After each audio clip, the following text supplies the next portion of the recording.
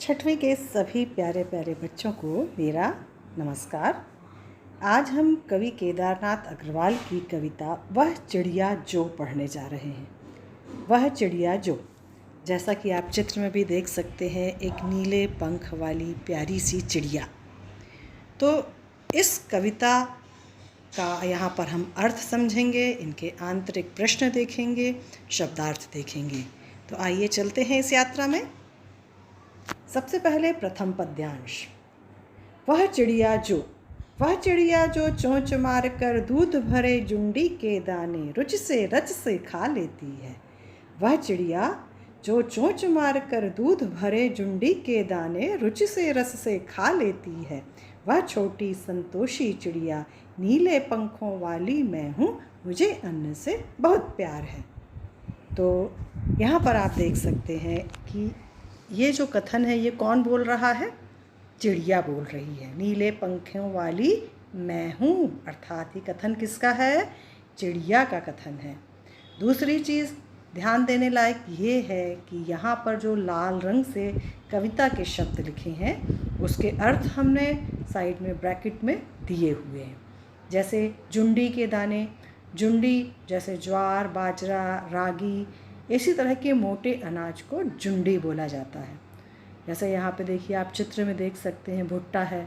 तो इस तरह का मोटा अनाज जब इसके दाने कच्चे होते हैं तो वो दूध भरा होता है उसमें, और जब चिड़िया उसको खाती होगी तो वो दूध भरे दाने अत्यंत स्वादिष्ट नर्म नर्म लगते होंगे।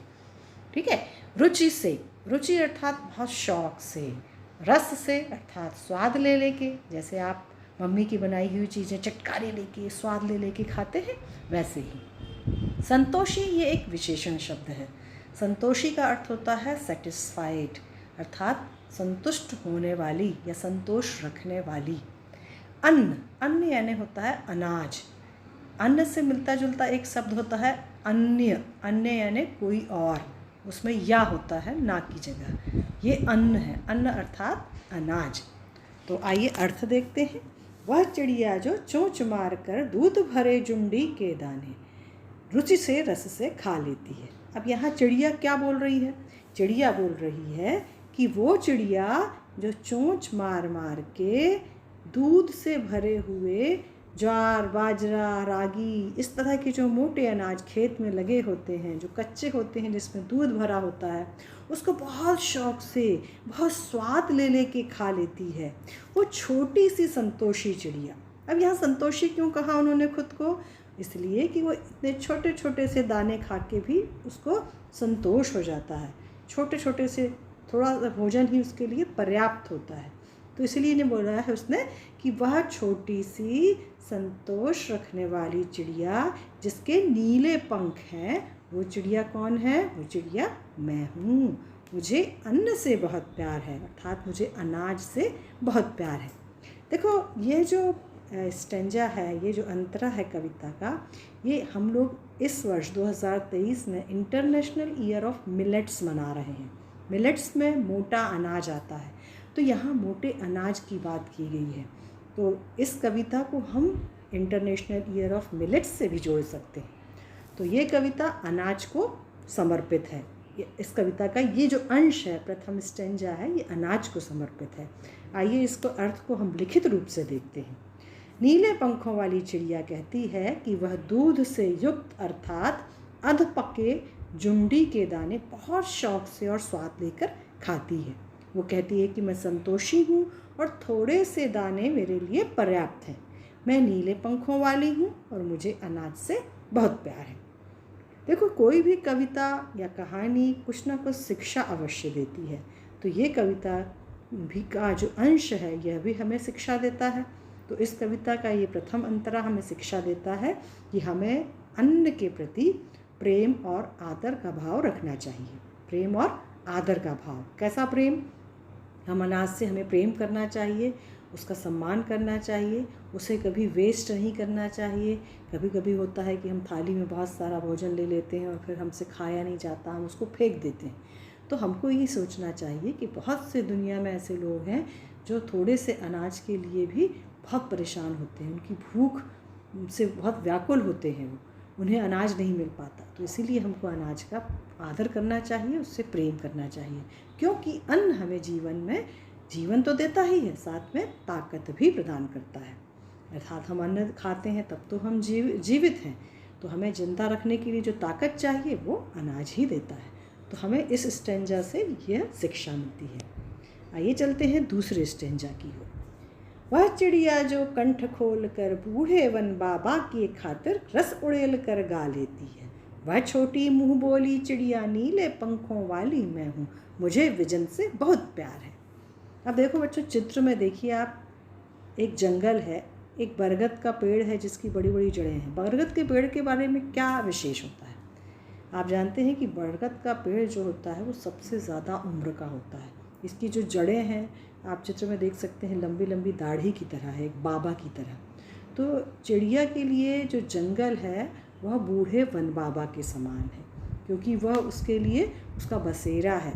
वो जब से पैदा हुई है उसे देखते आई है, तो उसके लिए वह बूढ़े वन बाबा की तरह है। जिस तरह से आपके दादा आपको शरण देते हैं, आपको प्यार करते हैं, आपकी देख रेख करते हैं, उसी तरह से चिड़िया के लिए भी वो जंगल है।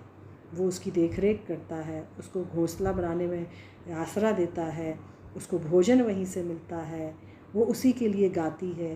तो इसलिए बूढ़े वन बाबा कहा है उसने। तो यहाँ भी शब्दार्थ खातिर का अर्थ होता है के लिए, रस उड़ेल कर अर्थात मिठास के साथ। अब यहाँ चिड़िया के लिए एक विशेषण शब्द है, जैसे प्रथम अंतरे में संतोषी चिड़िया था, यहाँ पे मुँह बोली चिड़िया है।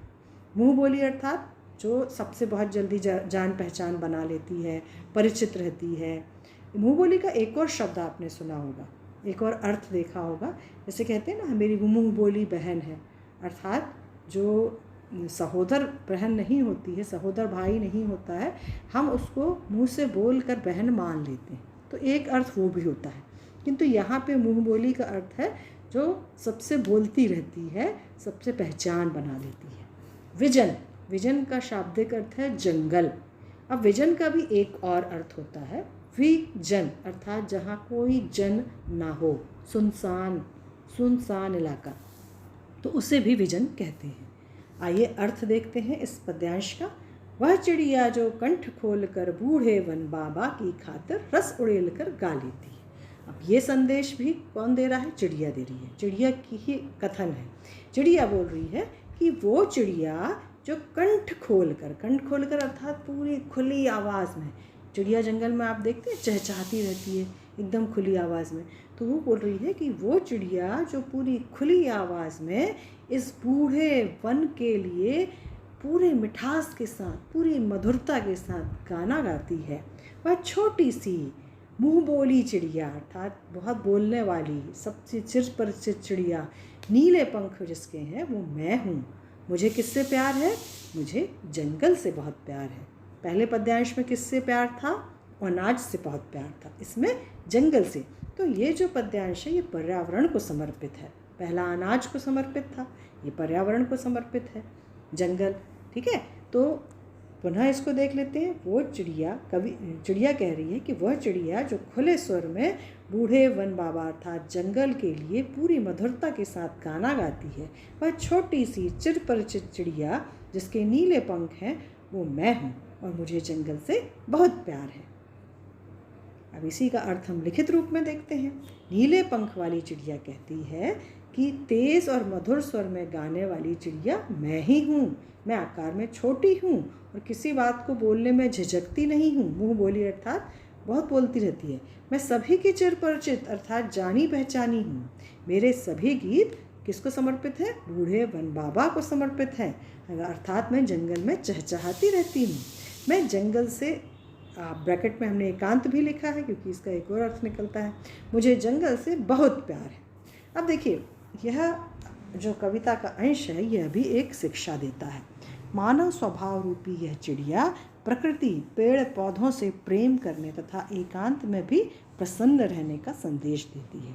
अर्थात हमें पर्यावरण से, पेड़ पौधों से प्यार करना चाहिए और यदि हम एकांत में हैं तो भी हमें प्रसन्न रहना चाहिए, जैसे चिड़िया जंगल में भी प्रसन्नता से चहचहाती रहती है। आइए अब तीसरे पद्यांश की ओर बढ़ते हैं। वह चिड़िया जो चोंच मार कर चढ़ी नदी का दिल टटोल कर जल का मोती ले जाती है। वह छोटी गर्बीली चिड़िया नीले पंखों वाली मैं हूँ, मुझे नदी से बहुत प्यार है। अब यहाँ जो कठिन शब्द है वो चढ़ी नदी। चढ़ी नदी जिसमें खूब पानी हो या बाढ़ आई हो। चित्र में देख सकते हैं आप, जब बाढ़ आता है तो हम कहते हैं ना कि नदी चढ़ गई है। तो चढ़ी नदी अर्थात जिसमें लबालब पानी भरा हुआ हो। ऐसी नदी में क्या आप डुबकी लगा सकते हैं? नहीं लगा सकते, हमें डर लगता है। पर चिड़िया ऐसा कर लेती है, बहुत साहसी होती है। और जल का मोती, दूसरे चित्र में आप देखिए जल की बूंद दिख रही है जो एक मोती की तरह दिख रही है। तो जल का मोती अर्थात जल की बूंद। गर्बीली, गर्बीली। अब यहाँ देखिए पहली का अंतरे में चिड़िया के लिए विशेषण था संतोषी, दूसरे अंतरे में मुँह बोली, और यहाँ तीसरे अंतरे में गर्बीली। गर्बीली अर्थात जिसे खुद पर गर्व है। अब गर्व क्यों है? उसने कौन सा ऐसा काम किया जिसके कारण उसे खुद पर गर्व है? वह चढ़ी नदी के भीतर घुसकर पानी ले जाती है, पानी की बूंद ले जाती है। तो ये कितने साहस का काम है, और इसी साहस पे वह खुद पर गर्व करती है। आइए अर्थ देखते हैं। वह चिड़िया जो चोंच मार कर, कवि के अनुसार नीले पंख वाली जो चिड़िया है वो बता रही है, बोल रही है कि वो चिड़िया जो पानी से भरी हुई नदी में दिल टटोल कर, अर्थात दिल यानी हृदय, पानी के भीतर घुसना मतलब उसका हृदय टटोलना, भरी भरी नदी के भीतर घुसकर पानी की एक बूंद लेकर उड़ जाती है। वह छोटी सी किंतु जिसे अपने साहस पे बहुत गर्व है, वह चिड़िया जिसके नीले पंख हैं, मैं हूँ।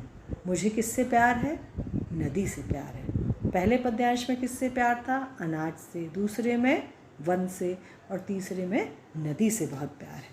तो यहाँ जल के प्रति कवि ने अपना संदेश हमें देने की कोशिश की है कि हमारे लिए सभी चीज़ें बहुत ज़रूरी है। अनाज भी ज़रूरी है, जंगल भी ज़रूरी है, और नदी भी ज़रूरी है।